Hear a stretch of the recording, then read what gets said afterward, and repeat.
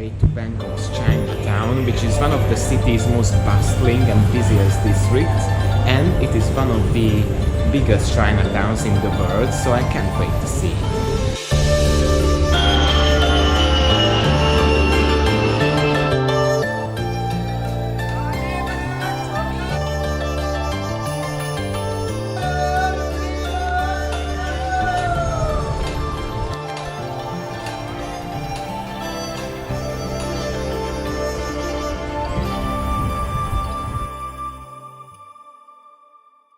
Now we are at the middle of the Chinatown, and it is just unbelievable how many people are right here, right now.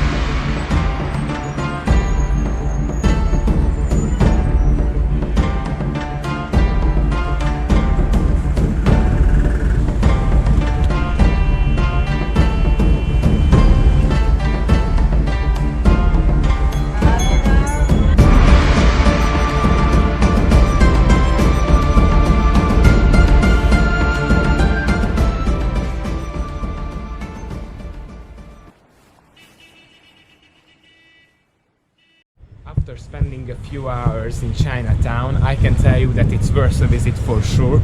There's so much color and people. Sometimes you can't even take a single step and the whole street stops, which is quite funny actually. And you get to know how Thai people live, and I think that's the main goal of traveling, to know their culture, and that's why Chinatown is a fantastic place. Next day we went to the notorious Patong district to look around the night market. But as Siam Paragon was very close, we went there to look around in one of Thailand's biggest shopping malls. Siam Paragon has one of the best food court and one of the best value for money among the places I have been. You can find here unique foods from all around the world, and my personal favorites, fruits and juices.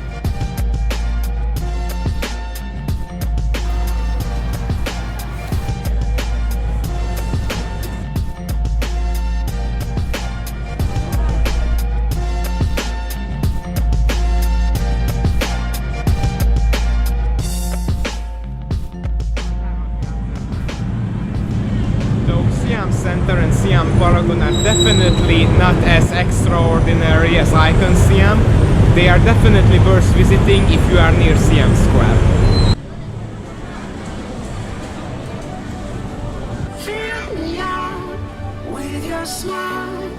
On our last day in Bangkok, we accidentally found an enormous market on Silom Road with amazing variety of foods and foods all over, you see.